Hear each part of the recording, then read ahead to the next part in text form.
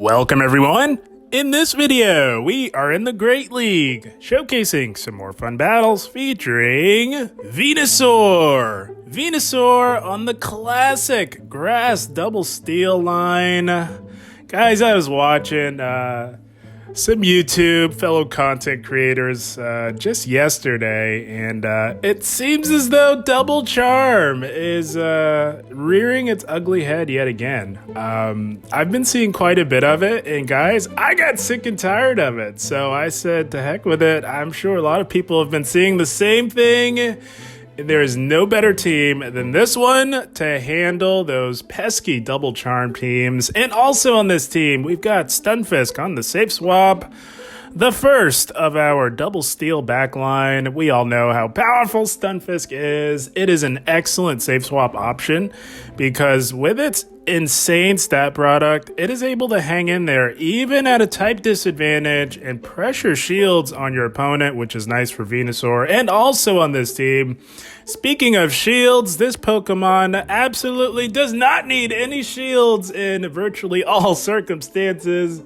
It is none other than Big Bad Bastiodon in the back to close the game strong. Stunfisk draws out the fighter and hopefully clears the way for Bastiodon to do what it does best. But before we dive into the featured set of the video, we are starting things off with some bonus battles that I thought were tons of fun. And here we go. The Dream Lead Swampert, and they make a play into a Nidoqueen. We meet this Nidoqueen with our Stunfisk, of course, because Stunfisk absolutely has a positive matchup against Nidoqueen in all even shield scenarios. So we will shield up the first Earth Power. They're going right for that massive Earth Power. It does not KO, but we want to play it safe and win switch here up against this Nidoqueen, and they do return the shield in kind. Now, we were a bit slow on the swap, so this Nidoqueen does have the energy lead, which can be a little bit scary.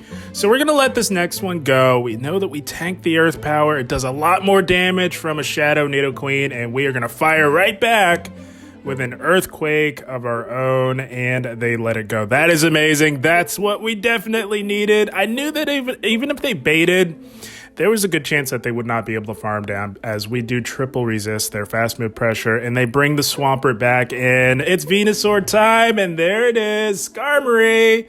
What a surprise, guys. Skarmory in the back behind Swampert. Guys, not only does this team handle double charm like you wouldn't believe, but it absolutely shuts down the Swampert Skarmory core. That's going to be a good game. Well played. A classic team that is as effective as it has ever been in the Open Great League for reasons like this. We've got an Alola Ninetales. Is it running charm is the big question, and it is. Oh my goodness, I was grinning from ear to ear. This poor thing has nowhere to go with this team. And they catch. I was actually expecting that. So we throw a Frenzy Plant, banking on whatever's in the back is going to take a lot of damage from it. And we're going to bring Stunfisk in onto this Toxapex here. And we're throwing right away. We're not overloading. We don't need to, knowing that they have an Alola Ninetales in the back. The question is, do they shield? And oh my gosh, we're one shot in the Toxapex. You'd love to see it. Did not even get off a move, and they've got a Medicham in the back. So we are looking pretty good here. And they're going to throw their move and reveal what they are running. It is Power Up Punch. So if they are running Power Up Punch, you will not make it to a second EQ. So we're going to look to get off the first one. They usually don't shield. They can tank it. And knowing that they are running Power Up Punch and they are boosted, we're just going to go for the resisted Rock Slide. If they're running Ice Punch, you can make it to 2, but if it's Power Up Punch, you are not making it to 2 EQs. Get whatever damage you can on your way out, and my goodness, that's what I was talking about, guys. Even with a type disadvantage, Stunfisk can absolutely put in the work. And they're running Power Up Punch, Ice Punch. That is very interesting to see. It's a good thing that we played it safe and shielded. We are going to shield up the second one, as they did farm us all the way down. And they combo play. But guys, it does not matter. Oh, if you could see the grin that we had on our face during this battle when they did that, it is over. This thing can do nothing to Bastiodon.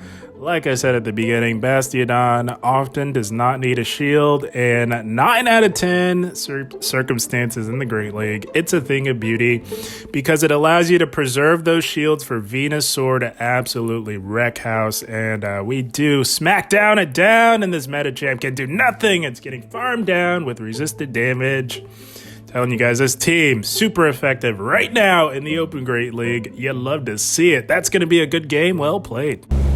Not gonna lie, guys, these battles did not last very long. There were a lot of top lefts with this team, and you will find out why as you watch. And here we go, Sableye. This is okay, provided that it is an XL Sableye. We win CMP tie over XL Sableye, but if it's a if it's a hundo, you will not win CMP tie. So we go straight for that Frenzy Plant, and they tank it, and that usually means that they have got a flyer in the back to handle Venusaur, so they are looking to soft lose lead.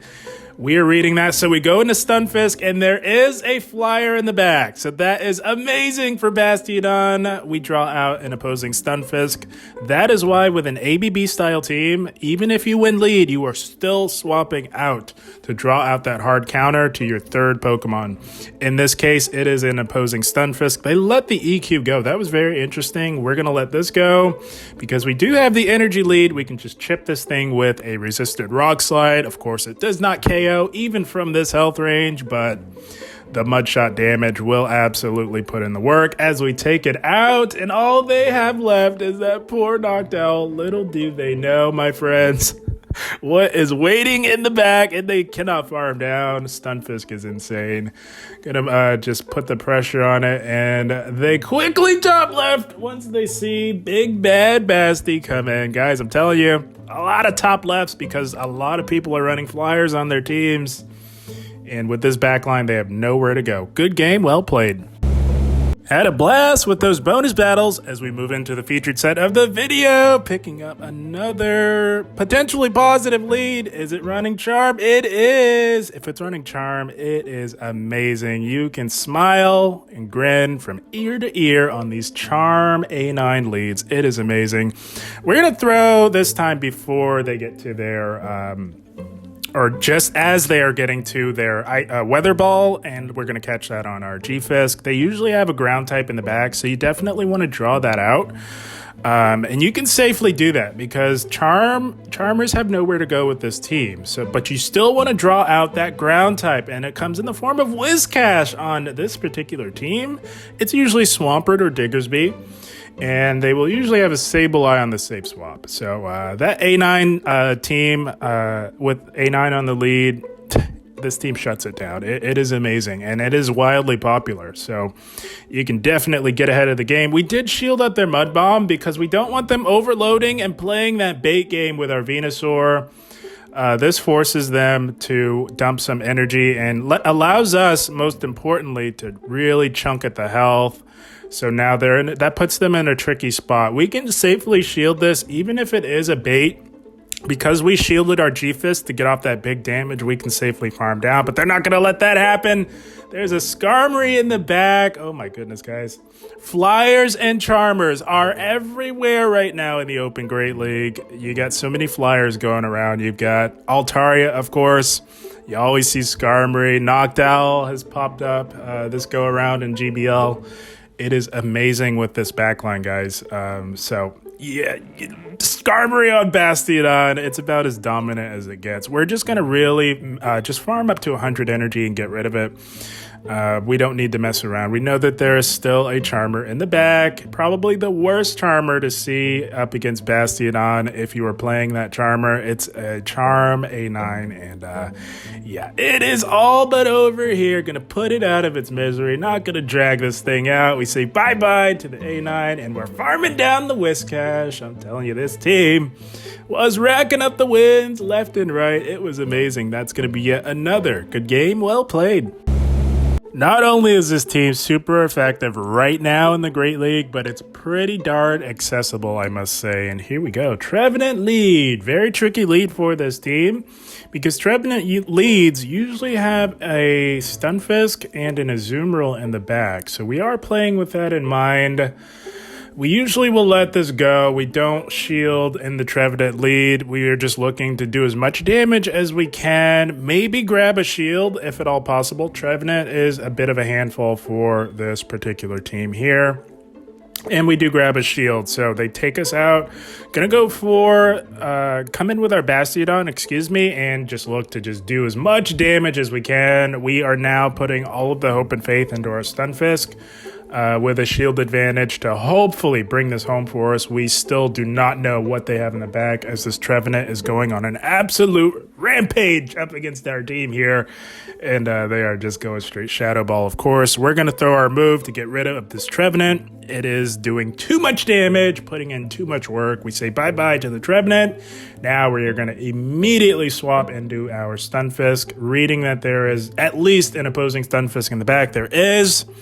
And their third is a Noctowl. That's what I'm talking about, guys. So many people running flyers in the Open Great League right now. It is amazing if you've got these two Pokemon in the back. Arguably the best two answers to any team with a flyer or a charmer on it. And we do draw it out. We didn't need to draw it out, but I suspect that they just want to put in as much work on our Stunfisk as they can, knowing that they are heavily resisting this fast move pressure from our G-Fisk. Gonna go for the Rock Slide here, and we cannot farm this thing down, and we really don't want to have to tank any more damage from it. It's absolutely putting in the work, even with a type disadvantage. That's how strong Noctowl is in the meta right now. And now it's up to our Stunfisk, up a shield, but severely compromised on health. They can just go straight Rock Slide from here.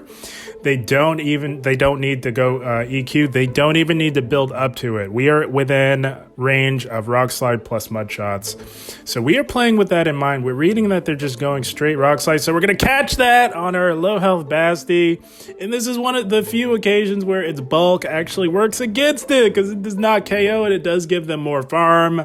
But we're looking pretty good here, guys. We did grab that final shield. All we have to do is shield up their next Rock Slide here, and they will not outpace us to an EQ here. So still looking pretty good. We were one Mud Shot off from the EQ. This is absolutely gonna definitely one-shot this Stunfisk, and we're saying bye-bye to the opposing Stunfisk. This team, I'm telling you, puts in the work in the current meta right now. That's gonna be yet another good game well played. My goodness, no one is respecting the Venusaur lead right now. It is so nice to run Venusaur with this team right now. And here we go, Toxapex, gonna safe swap into our G-Fisk, and we draw out an Umbreon. So pretty neutral.